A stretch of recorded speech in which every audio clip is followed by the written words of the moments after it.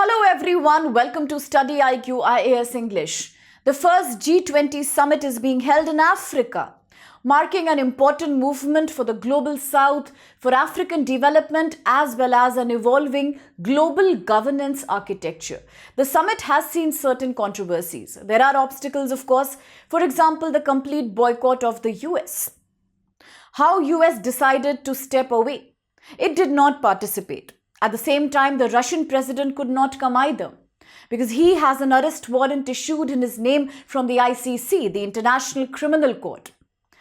Similarly, many other countries, important ones, were able to send their representatives, but the leaders themselves were not there. However, it did not defeat the agenda, the vision of the leaders who are present in the summit right now, because there has been a very important milestone. The 122-point Johannesburg Leaders Declaration has been adopted. What does the summit actually mean for a country like India, which is the voice of the global south? So now within the summit, it is Indian Prime Minister Shri Modi who has announced India, Australia and Canada launch. They together come and launch the ACITI Partnership. What exactly is this partnership all about, and what is so unique about this G20 summit in Johannesburg? Now, previously in one of my videos, I have spoken to you about the concept of Ubuntu.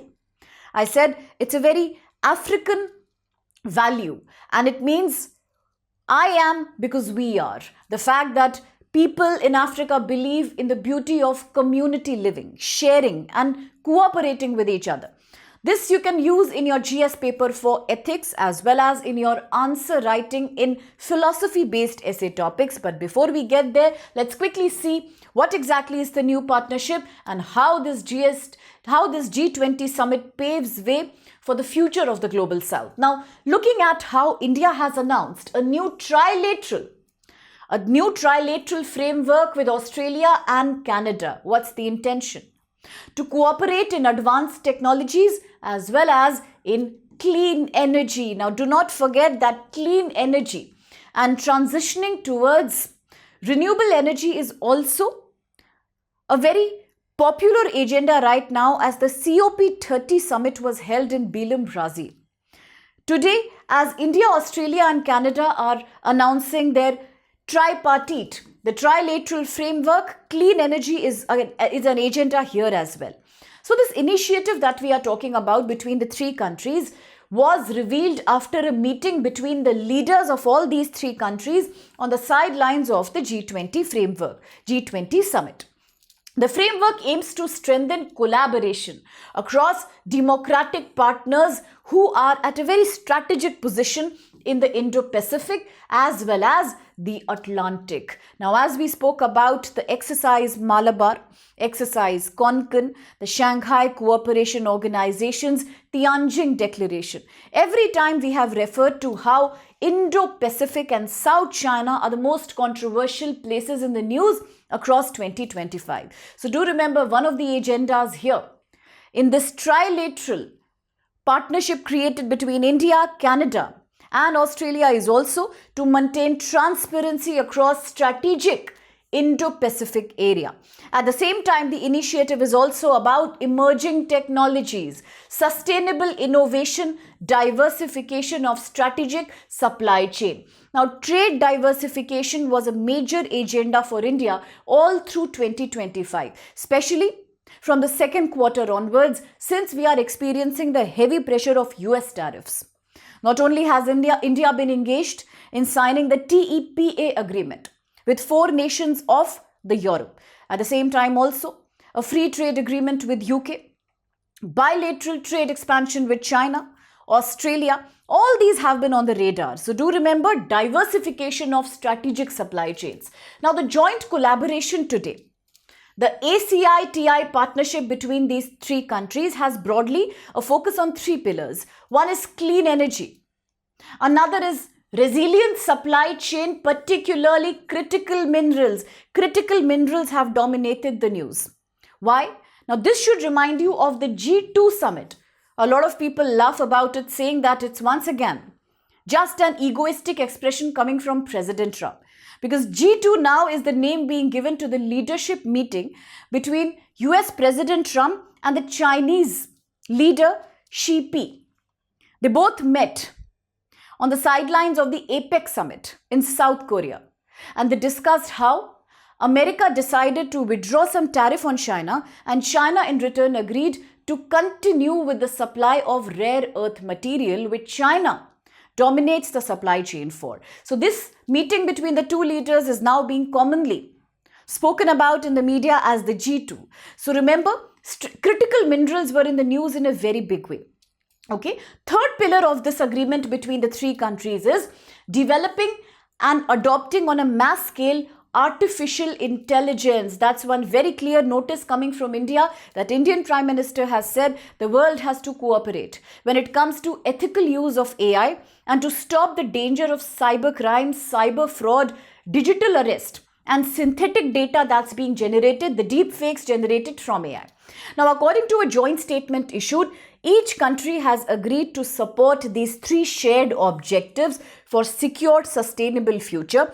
And the officers of these three countries will once again, remember, meet in the beginning of 2026 to revise and to take forward this initiative to implement it more practically. So that's the new agreement that has been signed between the three nations, do remember.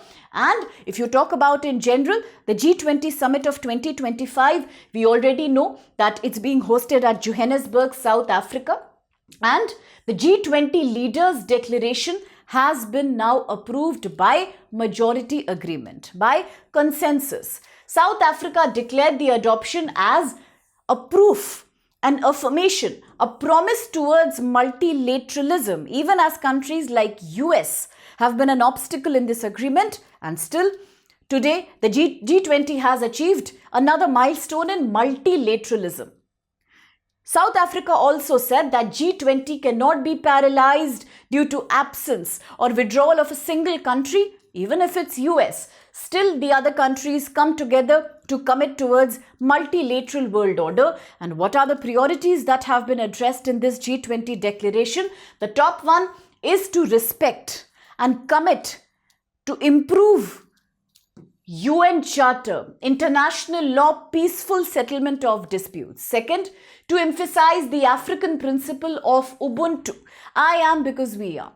Today we understand, even after the COP30 summit in Brazil, that one country cannot achieve these goals towards multilateralism, clean energy, counter-terrorism or ethical AI usage. It has to be a collaborative effort between the countries, and today as India is the leader and the leading voice of the global south, yes, it makes sense that countries work together. That's the beautiful philosophy of Ubuntu, a point you can highlight in philosophy essay topics beautifully.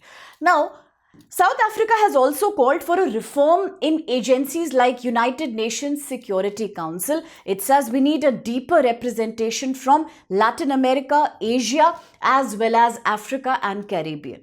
This is lacking right now, with only few countries dominating the Security Council and using their veto powers. At the same time, women-centric development is also on the agenda, removing social economic barriers and promoting women-led development. That also has to be a feature of the new world order as a commitment of the G20 leaders. And now, counter-terror network is again an agenda. Now, this should also remind you of the recent controversy that's going on in the Caribbean between US and Venezuela.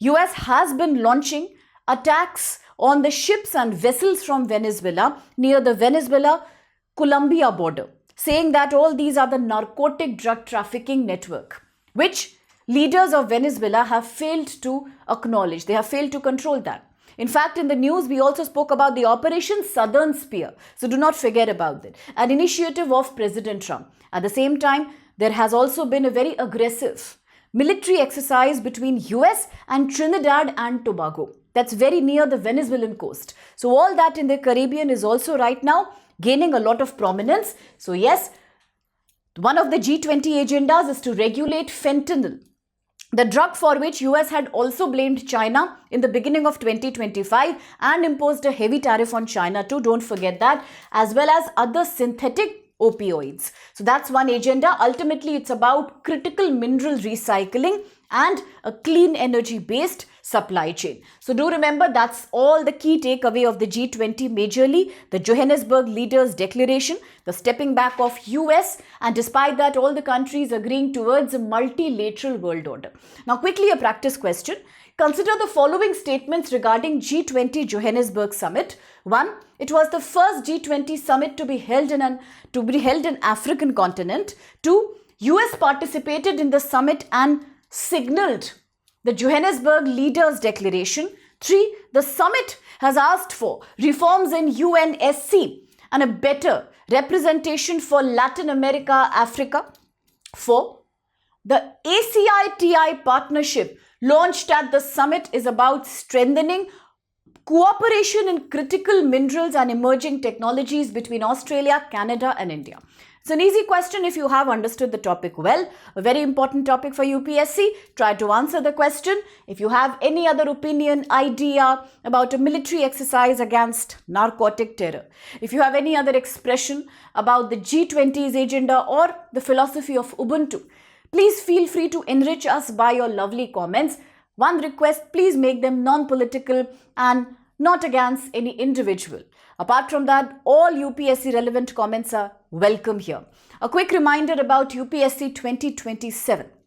If you are targeting UPSC exam for 27, now is the time you can actually give a professional edge to your preparation, because we announce at a price of only 12,999 all GS courses from GS paper 1 to GS paper 4 plus CSAT coaching plus Prelims GS paper 1, current affairs, news, lots of practice tests, periodic revision, PYQ, MCQ, one optional of your choice, heavily discounted, one-on-one mentorship.